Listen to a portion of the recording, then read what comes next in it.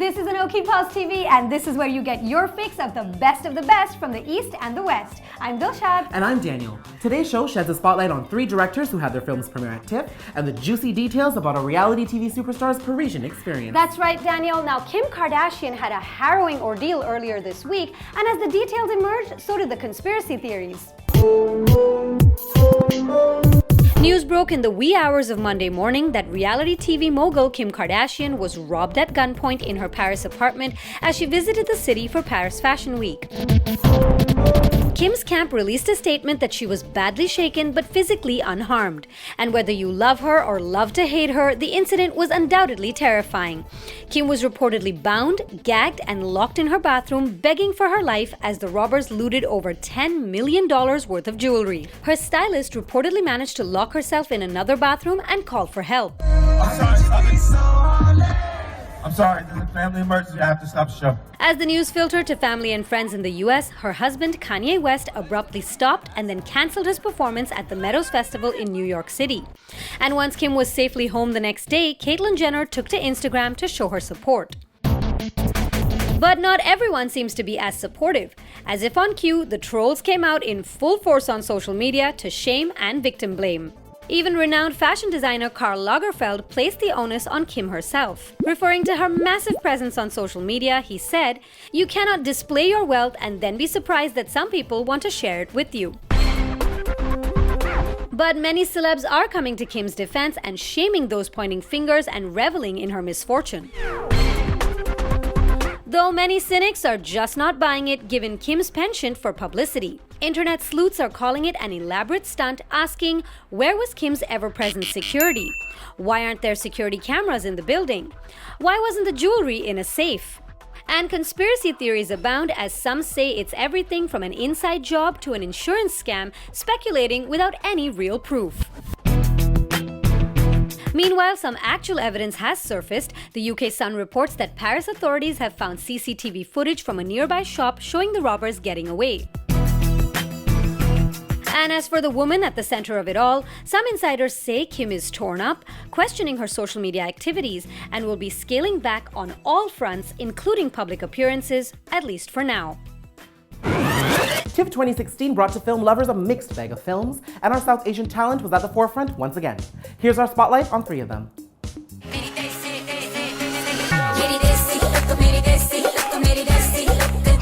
You know her, you love her, and some of you may hate her, but there's no denying that Sunny Leone has taken the Bollywood world by storm.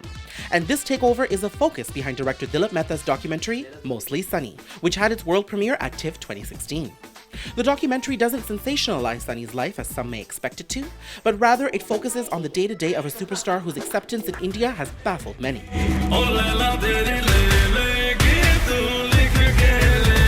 So what inspired Mehta to create this documentary? He revealed his answer in an interview with ANOKHI's founder and CEO Raj Gurn, and the answer may surprise you. Why choose to do this documentary? What was it that told you that I'm going to give 1.5 to 2 years of my life to this? I think it was a point in time, it was at a crossroads of wanting to tell India's story as well. I think had I been restricted or confined by the producers to say, no, hang on, we just want you to focus on a Sunny Leone itself, I would have said no to the project. I think it was a time where, because of India coming into its own, there's a huge middle class in India, there's a huge youth class in India who are asking different questions. I think it was to address all of this and to embrace all of this that I did the film. Good morning, good morning. Director Richie Mehta hits the TIFF circuit once more after showcasing films like Amal and Siddharth in the past. This time he returns with India in a Day, which is co-produced by Anurag Kashyap and Ridley Scott. The film was constructed on completely crowdsourced material, footage from everyday Indian civilians living and breathing the air, lifestyle, and culture of India, and stitched together to weave a story by Richie. What does the film communicate about India, you ask? Find out what Richie had to say in an interview with Raj Gurn. Maybe time is the only thing that unifies India, because it is literally a day unfolding on screen, midnight to midnight, and we just see from other people's footage that they submitted to us how it's unfolding. So we jump from one place to another, we jump from one story to another, but time is moving. but I think you do get a sense of how varied the country is, how it completely defies categorization. In chess, the small one can become the big one. After successful films such as Monsoon Wedding, Vanity Fair, The Namesake, and The Reluctant Fundamentalist, Meera Nair is back at the festival with her latest offering, Queen of Katwe, with Lupita Nyong'o and David Olio in the lead roles. Checkmate. This year's gold medalist, Fiona Mute. The film looks at a Ugandan girl whose life rapidly changes after being introduced to the game of chess. But that's just a top-line synopsis of the film. To director Meera Nair, the film is an ode to Uganda. Tonight, it is my great pleasure and privilege to welcome you to Uganda, a country in whose embrace I have made my home. The film also holds a very important life lesson for us all. I want audiences to be invited into a world seeing people who strive against all odds but who never lose their humanity and who never lose the ability to live life fully. So there you have it, our spotlight on 3 directors at TIFF 2016. So tension is simmering once again between India and Pakistan, and this time it's found itself into the arts and culture scene. Now, to get everybody caught up on what's happening here, there were some terror attacks in Kashmir, which we know is a disputed piece of land between India and Pakistan for years now. It led to the death of Indian soldiers, and what India has done is ban Pakistani technicians and artists, such as actors, from working on film sets. Once that ban was in place, Pakistan retaliated by banning all their films, all Bollywood Hindi films, from playing in theaters in Pakistan, and also banned all television shows from their Pakistan TV networks. So I'm just upset because why the arts scene? I understand that this tension has always been simmering with other things for years now. Why the arts? Yeah. You know what? I've been trying to answer this question as well. It's a really difficult thing to wrap your head around because one thinks, what does politics have to do with films, But you know what?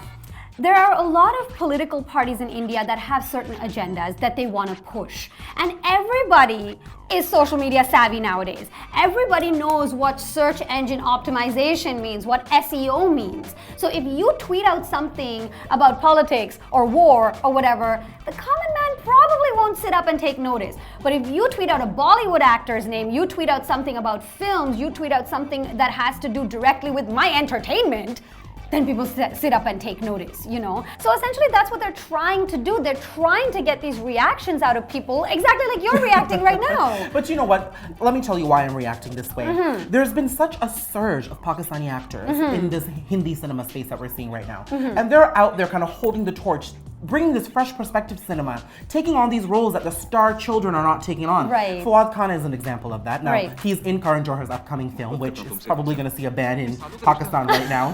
He's one of the lead characters, and Fawad also played the gay character as a lead in Karan Johar's Kapoor and Sons, And I'm just upset that there's this ban of these actors right now. What does that actually say for this type of cinema? And the timing of it is just terrible. Every time there is a big film that's getting ready to release, there is a ban of some sort.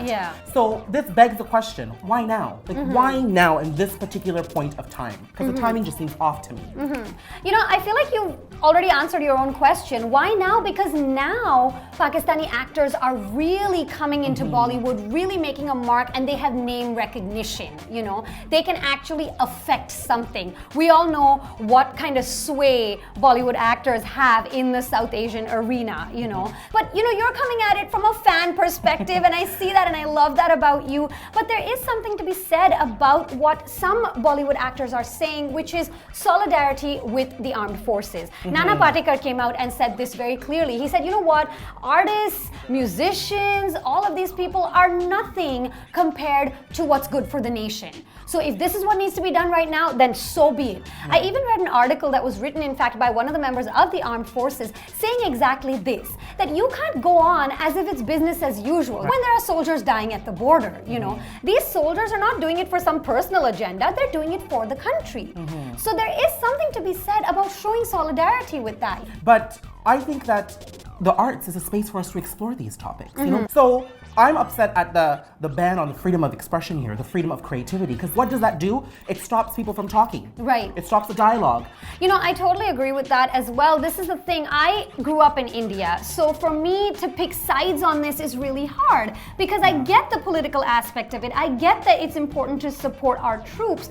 On the other hand, I work in the arts, you know? I know how important it is and I know what it means to people, so I don't have a clear-cut sight on this, honestly. You know what, Dilshad, it is a very complicated issue, so we would love for you to weigh in on this topic. That's right. Let us know on Facebook, Twitter, and Instagram. That's it from us. Ta-ta till next time. Ciao.